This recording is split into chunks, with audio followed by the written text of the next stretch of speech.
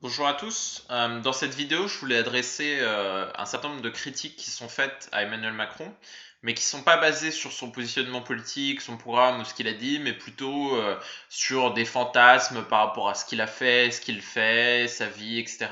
Et que moi, je trouve voilà, assez injuste.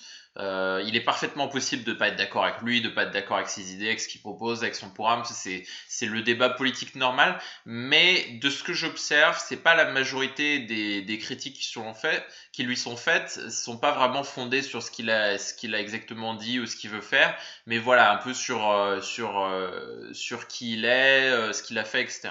Donc je voulais revenir sur ça. Je vais commencer par donc l'éléphant dans la pièce qui est son passé de banquier chez Rothschild, donc il fait l'objet de beaucoup de fantasmes. Et je pense que ça fait l'objet de beaucoup de fantasmes parce que beaucoup de gens comprennent pas exactement comment le monde de la finance fonctionne et c'est vrai que c'est assez complexe. Et donc voilà, je voulais essayer d'expliquer le plus simplement possible ce qu'il a fait. Donc en fait, dans le monde de la finance, vous avez quelque chose qui s'appelle les fusions-acquisitions. Les fusions-acquisitions, c'est quand une entreprise cherche à en acheter une autre. Donc voilà, pour devenir leader dans son secteur, pour grossir, etc., pour gagner ses clients, ses technologies. Donc voilà, et c'est dans ça qu'était spécialisé Emmanuel Macron. Et donc il a travaillé pour Rothschild, qui est une entreprise qui conseille et qui s'est spécialisée là-dedans, qui conseille les entreprises qui veulent acquérir d'autres entreprises. Et donc, leur rôle, c'est de trouver des entreprises à acheter, de les valoriser, d'estimer à quel montant elles doivent être achetées, et ensuite de mettre en place la transaction, de réfléchir à comment la transaction va se faire, comment on va payer, est-ce qu'on va payer avec de l'argent, est-ce qu'on va payer avec des actions, et voilà. Donc, c'est ça qu'a fait Emmanuel Macron. Donc, il n'a pas en fait travaillé dans une banque à proprement parler, parce que les banques d'affaires, c'est plutôt Goldman Sachs, Morgan Stanley, la Société Générale, BNP, etc. Et donc les banques ont cette particularité qu'elles prêtent de l'argent. Voilà, c'est ça qui distingue un peu ce qu'il a fait d'une banque traditionnelle. C'est-à-dire qu'il ne prêtait pas d'argent, il conseillait seulement, c'est plutôt une position de conseil. Et c'est pour ça que c'est intéressant, parce on lui jette la pierre, parce qu'il a été banquier, et donc voilà, il y a tous les fantasmes qui ont derrière le mot banquier. Mais par exemple, il y a des gens qui sont avocats en fusion-acquisition, qui font un métier qui est assez proche en fait. Juste au lieu de regarder des fichiers Excel avec des chiffres, en gros, ils regardent des fichiers PDF avec des lettres, mais ils travaillent sur les mêmes transactions. Et j'ai l'impression que s'il avait fait avocat en fusion-acquisition, il y aurait moins de fantasmes sur ce qu'il a fait, alors qu'au final, ça se rapproche pas mal de ce qu'il faisait.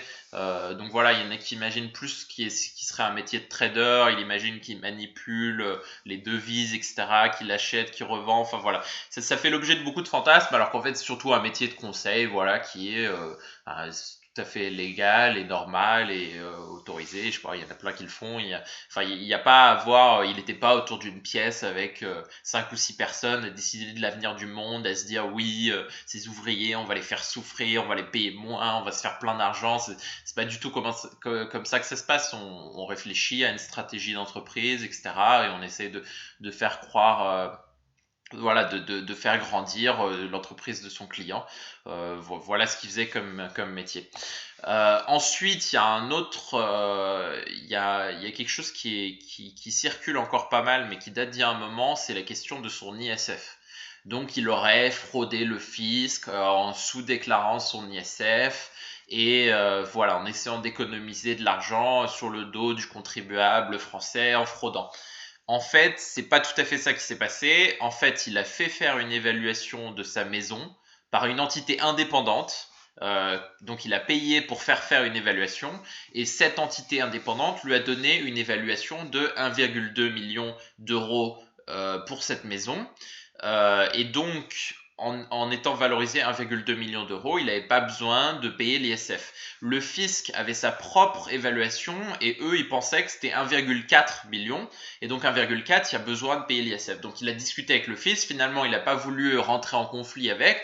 Donc il s'est rangé derrière l'évaluation du fisc et il a payé l'ISF. Mais il n'a jamais été redressé, il n'a jamais eu de pénalité, il n'a pas fraudé. Il a simplement fait faire une évaluation et ensuite le fisc avait sa propre évaluation. Quelque chose aussi qui fait l'objet de beaucoup de fantasmes, c'est son patrimoine. Donc il y a des gens qui font des posts de blog en mettant en rapport ce qu'il a gagné, ce qui lui reste, etc. Et donc l'idée, c'est qu'il a gagné beaucoup d'argent et comme par hasard, il lui en reste pas tant que ça et donc c'est pas normal et donc il y a forcément une fraude et donc voilà. Il faut savoir que les gens qui gagnent leur argent en font ce qu'ils veulent.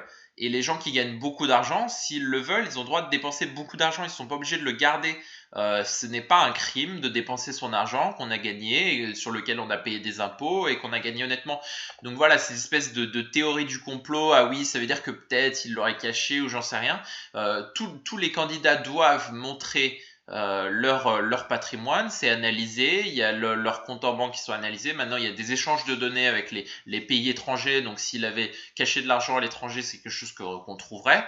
Donc voilà, sans autre preuve, juste de dire il a gagné beaucoup d'argent, là il lui en reste pas tant que ça, et forcément ça veut dire qu'il fraude. Non, ça veut pas forcément dire qu'il fraude, ça veut peut-être dire qu'il a juste dépensé. Il en a le droit, même si c'est beaucoup d'argent, il a le droit de dépenser beaucoup d'argent, ce n'est pas un crime.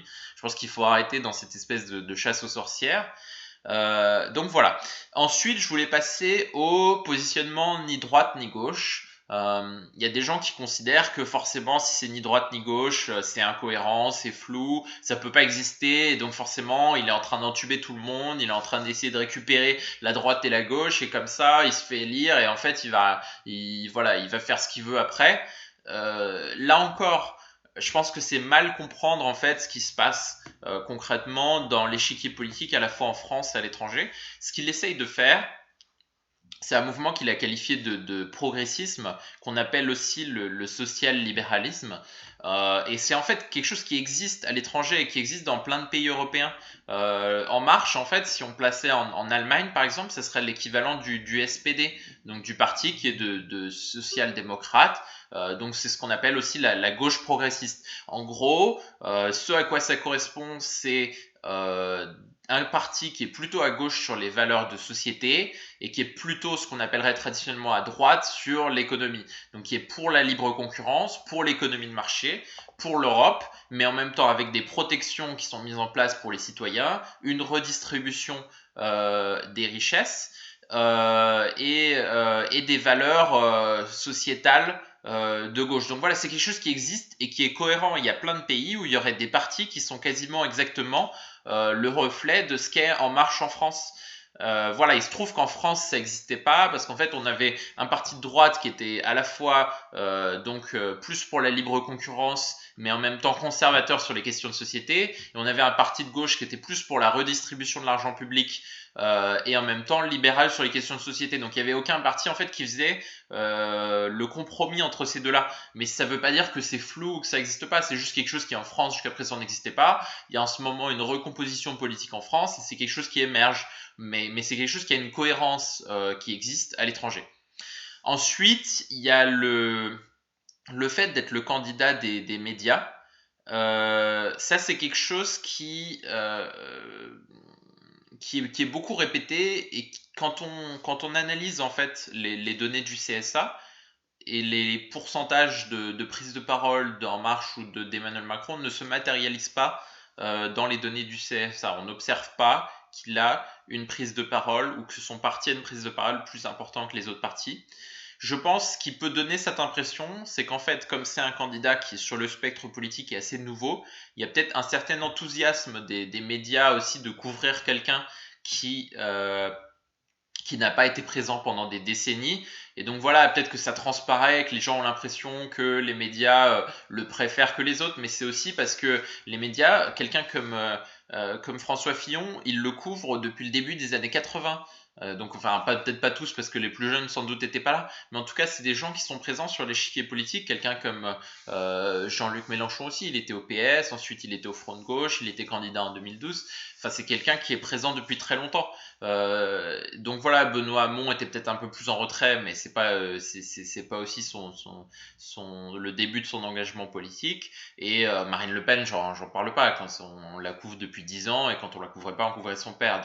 Donc voilà, c'est que des gens qui ont été de très longue date dans la politique et forcément ils suscitent peut-être un peu moins d'intérêt ou d'excitation de la part des médias et en même temps des électeurs aussi. Donc voilà, mais sur la question du temps de parole, est-ce qu'on lui donne plus de temps de parole à lui qu'à les autres? C'est pas vrai. Et sur la question du est-ce qu'on le privilégie, est-ce que les médias l'aiment plus que les autres? C'est difficile à dire, mais j'ai vu beaucoup de critiques aussi dans les médias. J'ai pas vu que des articles positifs. Et puis voilà, peut-être parce qu'il y a certains candidats qui font siffler les médias et voilà, donc forcément, c'est peut-être aussi une réaction naturelle pour quelqu'un de moins aimer ceux qui le font siffler et qui le traitent de tous les noms que celui qui les respecte. Donc voilà, c'est peut-être aux candidats de respecter la liberté de la presse en France aussi. Et voilà, peut-être qu'ils auront aussi une vision différente des médias si c'était le cas. Euh, Ensuite, il y a la question de ces donations. Donc il y a pas mal d'informations qui circulent sur la question. Le système est le suivant. Comme c'est un parti politique en marche qui n'est pas établi, qui n'a pas d'élus et qui n'a pas donc d'existence dans le temps, il a dû faire appel à des donations pour se financer. Donc sur le site, vous avez la possibilité de donner de l'argent et il y a de mémoire 20 000 donateurs qui ont donné de l'argent au Parti En Marche qui lui permet de fonctionner. Et donc ces donateurs bénéficient de crédits d'impôt aussi. Donc voilà, quelque part l'État finance un peu grâce au crédit d'impôt, mais en tout cas il ne finance pas directement le Parti politique En Marche pour la simple raison que c'est un nouveau parti qui n'a pas d'élu. Et ça fait l'objet de beaucoup de fantasmes. Il y en a certains qui disent comment ça se fait, qui ne publie pas la liste de ses donateurs, mais tout simplement parce que c'est interdit, parce que la loi l'interdit. Les gens qui donnent ont le droit au respect de leur vie privée. Ils n'ont pas forcément envie que la terre entière connaisse leurs affinités politiques. Ils n'ont pas envie que leur patron sache pour qui ils soutiennent. Ils n'ont pas envie que peut-être leur famille, leurs amis. Ils ont parfaitement le droit à la vie privée. Ces gens-là, je vois pas pourquoi ce serait à Emmanuel Macron de révéler, de violer la loi et de révéler l'identité de ses donateurs. Et il faut savoir qu'il y a un grand fantasme qui serait des grands banquiers qui le financent et qui ensuite attendent des contreparties. Ça, dans le système français, en fait, c'est quasiment impossible parce que c'est quelque chose qui existe dans le système américain parce qu'il n'y a pas de limite sur les montants des donations. Donc, une seule personne peut donner des dizaines de millions de dollars et donc peut influencer le résultat de l'élection. Mais c'est impossible en France. Les dons sont au maximum de 7 500 euros et le prix d'une campagne entière, c'est 16 millions. Donc quelqu'un qui a donné 7 500, il a donné 0,1% du financement de la campagne. Je vois pas, il est en droit de demander rien du tout de son candidat. Il peut pas dire, ah bah oui, je t'ai financé, alors tu me fais une faveur. Mais ça peut pas exister puisque chaque personne, ce qu'il a donné est insignifiant. Et il faut savoir que la grande majorité des donations que reçoit En Marche sont des petites donations. La médiane est autour de 50-60 euros. C'est ça l'ampleur des donations. Les donations au-dessus de 5 000 euros, c'est 2% des donations. Donc voilà, tout ça pour dire que il y a beaucoup de fantasmes autour de ça. Il y a même ce qu'on appelle des fake news, donc des fausses informations qui circulent, comme quoi ce serait l'Arabie Saoudite qui aurait financé, enfin bon, des trucs absolument absurdes. Voilà, il faut savoir que les financements de campagne sont vérifiés, sont audités, etc. Tout ça, c'est fourni. Il y a une autorité spéciale compétente. Donc pour ça, le système français fonctionne très correctement. Et y a rien, y a rien à cacher, mais en même temps, il n'y a pas à montrer ce qui est illégal de montrer. Et je finirai sur la question de sa vie privée. Donc, vous avez bien vu qu'il y avait tout un tas de rumeurs là-dessus, et que je trouve assez scandaleux en fait, parce que c'est assez misogyne aussi si on regarde pourquoi il y a des rumeurs qui circulent sur sa vie privée. Une des raisons pour laquelle c'est le cas, c'est qu'en fait, comme il est marié à une femme qui est plus âgée, il y a des gens qui considèrent que peut-être que du coup ce serait un faux mariage et qu'en fait il serait homosexuel, etc. Et donc il y a un certain nombre de rumeurs qui ont circulé là-dessus. Et je pense que s'il était marié à une femme plus jeune, il n'y aurait pas forcément les mêmes rumeurs. Donc c'est pareil, c'est dans l'idée, on imagine quelqu'un qui est marié à une femme mariée, forcément c'est pas un vrai mariage, forcément il est homosexuel. Enfin c'est assez nauséabond en fait ces trucs-là. Et voilà, j'ai vu pas mal de gens répéter ce genre de choses et c'est assez scandaleux en fait. Donc voilà, il est marié à une femme qui était sa prof de français à un moment et qui effectivement est plus âgée que lui. Et il en a parfaitement le droit et il a sa vie de famille comme tout le monde. Et voilà, il y a pas, en tant que responsable politique, il n'y a pas à l'attaquer là-dessus. Il n'y a aucune légitimité à l'attaquer là-dessus. Voilà, merci à tous.